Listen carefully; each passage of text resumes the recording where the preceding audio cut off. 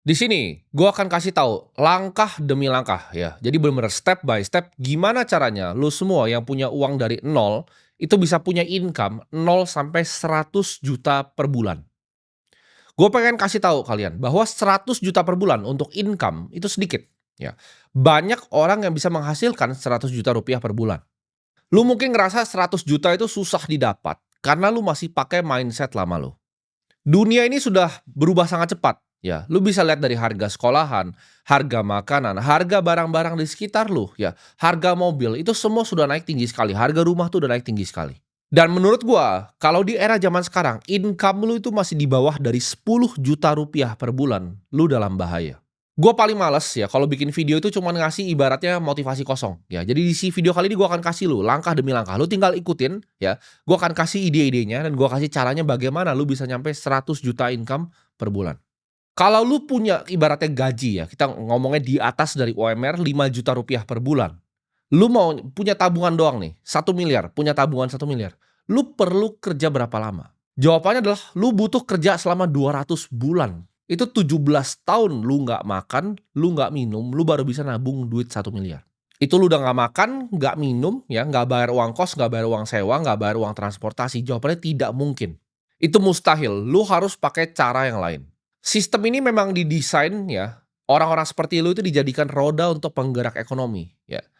Cuman diri lu sendiri nggak akan bener-bener bebas dari jeratan finansial ketika lu cuman punya gaji di atas sedikit bahkan dari UMR. Jadi kalau income lu itu masih di bawah dari 10 juta, lu in trouble. Jadi stop mimpi kalau lu kerja dengan UMR, lu bisa kaya. Mau seberapa jago lu berinvestasi, lu bisa return 50%, 60%, lu bisa kalahin Warren Buffett. Itu hasilnya nggak akan jadi hasil yang signifikan kalau income lu masih kecil. Income yang kecil bikin lu savingnya bisa kecil gitu. Saving kecil bikin lu nggak bisa berinvestasi.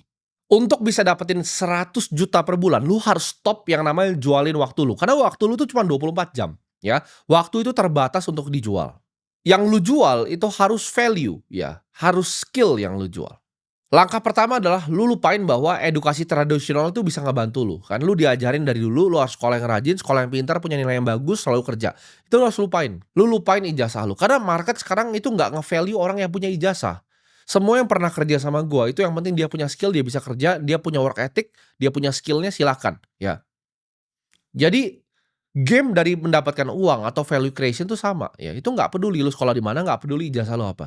Tapi market ini punya problem, apakah lu bisa ciptakan value untuk solve problem ini? Nanti ini kan gua bahas dengan detail.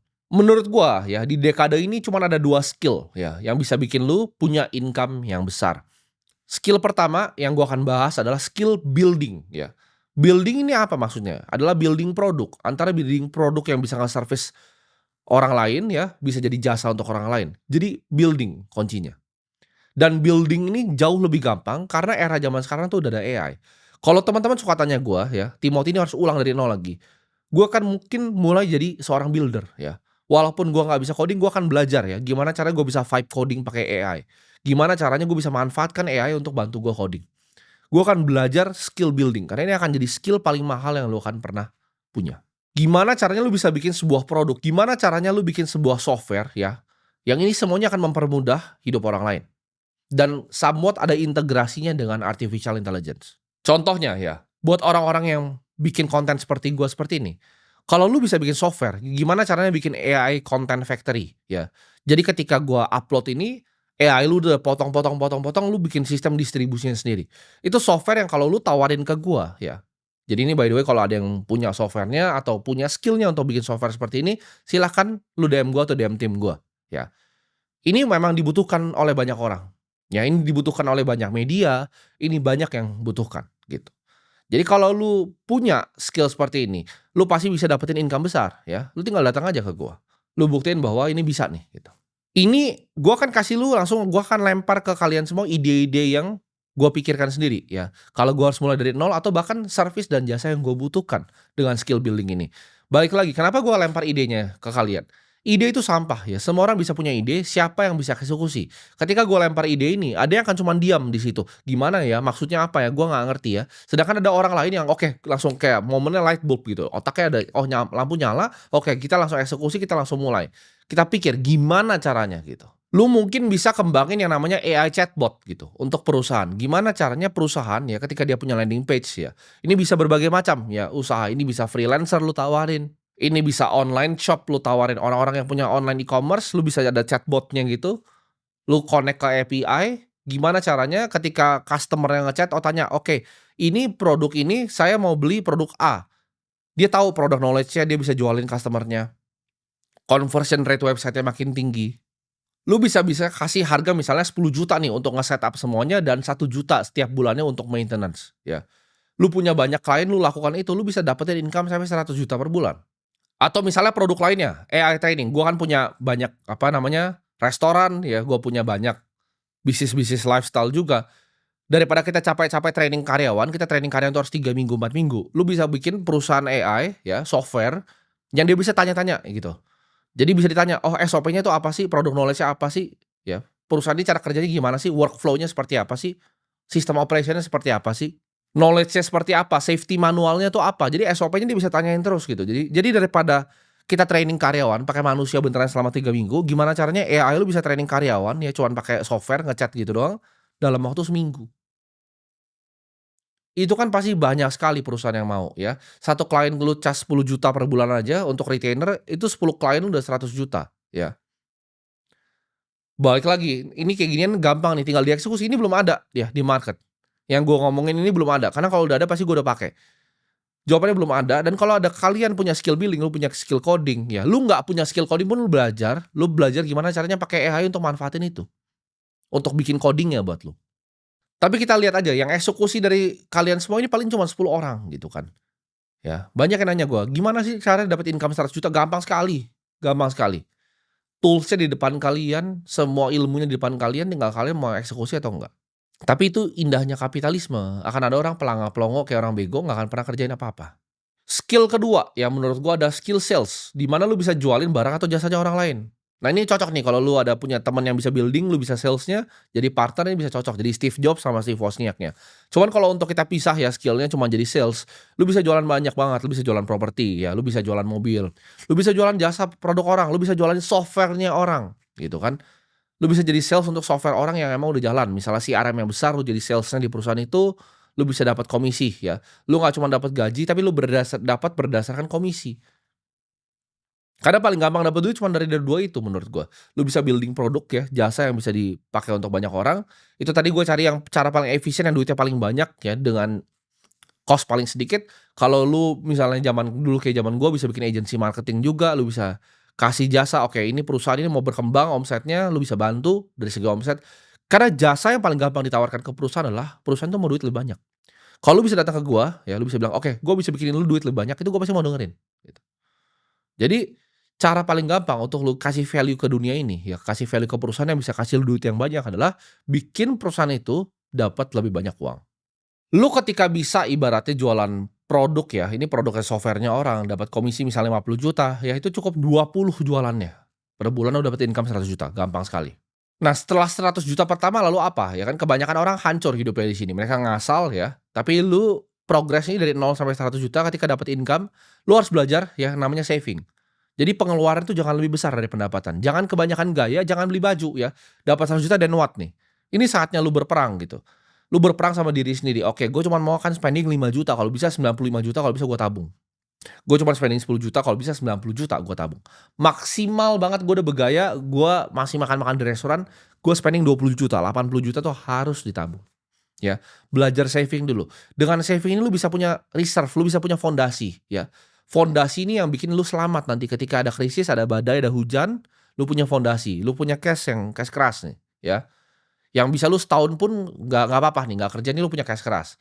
Setelah lu punya cash keras, lu harus bisa berinvestasi. Nah, investasi ini prinsipnya sederhana ya. Lu cari beberapa aset yang lu paham betul. Cukup 3, nggak perlu banyak-banyak. Misalnya Bitcoin, misalnya BCA, misalnya S&P 500. Simpel, lu bagi 3 gitu kan. Lu punya fondasinya, lu bagi 3 investasinya, lu punya income, lu taruh ke situ terus, gue yakin lu pasti jadi orang kaya. Ya. Jadi gue pengen orang-orang yang bisa nonton konten gue ini jadi orang-orang kaya gitu. Orang-orang yang nanti mengubah Indonesia. Ini generasi emas Indonesia menurut gue yang nonton ini. Jadi lu fokus gitu kan, lu bikin income yang besar ya, income yang banyak gitu. Caranya dari mana? Tadi lu bikin skill building ya, antara bikin software, lu bikin jasa. Oke, apalagi yang lu bisa lakukan? Lu bisa jualin orang gitu. Lu nggak punya waktu nih untuk bikin coding, lu nggak bisa coding, lu emang bego lah dari bawaan lahir gitu kan. Oke, lu jadi sales, lu jualin mobil orang, lu jualin properti orang. Jangan ketika lu baru punya duit sedikit ya buat kelihatan sukses sama teman-teman lu di Instagram, lu udah bergaya-bergaya gitu ya, beli barang-barang mewah padahal duit itu belum punya. Pakai hasil kerja keras lu ya untuk beli aset ya. Karena di dunia kapitalisme ini aset itu akan naik terus ya. Kalau kita lihat global stock aja secara 100 tahun terakhir tuh naik sekitar 9 sampai 10% gitu.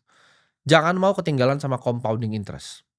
Roadmap-nya udah gue kasih ya, memang kelihatannya simpel tapi nggak gampang, kelihatannya simpel tapi nggak banyak yang mau lakuin, kelihatannya simpel tapi nggak banyak yang disiplin.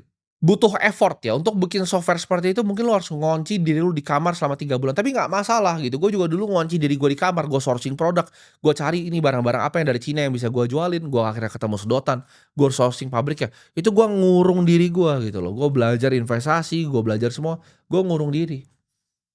Nggak masalah lu 3 bulan nggak lihat cahaya matahari itu nggak masalah, gitu. 6 bulan lu bikin software, tapi itu akan ada hasilnya nanti.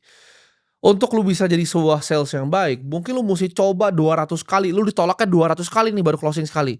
Lu 100 kali ditolak aja udah nyerah, mungkin lu ditolak tuh 200 kali gitu, lu nawarin orang rumah ditolaknya 200 kali.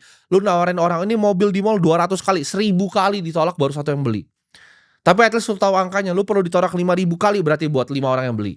Ketika lu improve skill sales lu dari 1.000 orang yang lu tawarin mungkin 5 yang beli, gitu loh. Lu mau jualan 20 ya kan, ya udah cari 4.000 orang. Gimana caranya? Lu cari di jalan, lu telepon, lu cari database orang. Dunia ini tentang kerja keras gitu. Kita namanya sebagai manusia, ya kita mau cari nafkah, nggak ada yang namanya nggak kerja keras. Makin lama lu males, ini makin banyak uang dicetak loh, jangan salah ya. Makin lu males, uang makin banyak dicetak. Harga barang-barang makin mahal, anak lu nanti nggak bisa sekolah. Lu makin males, ini makin banyak kompetitornya nih. Ini gue bikinin kompetitor-kompetitor lu yang punya ide banyak, yang punya mindset yang bagus. Semua yang nonton gue ini akan berkompetisi lawan kalian semua. Makanya kalian nggak perlu belain gue ketika ada yang ngomong, "Oh, ngapain sih nonton Timothy? Bagus," gitu kan. Karena itu satu kompetitornya tambah nggak ada. Ini kalian yang nonton-nonton ini akan kompetisi sama kalian untuk main di game kapitalisme ini. Semua itu masalahnya cuman ada di otak gitu, di mental. Lu berani nggak ngambil resikonya untuk bikin software seperti itu? Lu berani nggak ngambil resikonya untuk jadi sales jualan di jalan panas-panasan? Banyak orang yang bohong bilang bahwa lu punya waktu. Lu nggak punya waktu, ya waktu lu tinggal sebentar lagi. Berani nggak lu capek di saat orang lain tidur? Di saat semua orang habis nonton ini lanjut scrolling hal nggak jelas lagi, brain rot, otaknya jadi bego gitu. Tapi kalau lu beneran serius ya mau ngubah nasib lu janji sama diri lu bahwa ini adalah tahun terakhir saya menjadi seorang pecundang. Saya mau merubah hidup saya mau dengerin ya, mau masukin mindset-mindset yang bagus, saya mau ngubah hidup saya. Orang itu kebanyakan cuma jadi budak uang. Kalau kita udah kaya kita punya mentalnya berbeda, ya uangnya sekarang gua budakin, uang gua suruh kerja gitu kan. Uangnya gua suruh beli perusahaan bagus, uangnya gua beliin orang-orang gitu. Uang yang kerja buat gua, bukan kebalik. Lu di level lu kebanyakan lu jadi budaknya uang, kebanyakan mikirin cuman problemnya uang. Gue senang ya ngajarin kalian semua di sini karena gue percaya ya, semua yang nonton ini akan jadi generasi emas Indonesia di 2045 ya. Gue percaya ini akan jadi negara yang besar, kalau semua orang itu di sini income-nya besar ya kan, bikin kemakmuran, kalau bisa bikin lapangan pekerjaan untuk orang banyak, lalu kalian rajin berinvestasi supaya capital market-nya juga berkembang ya. Jadi itu mimpi gue dan sampai jumpa di puncak.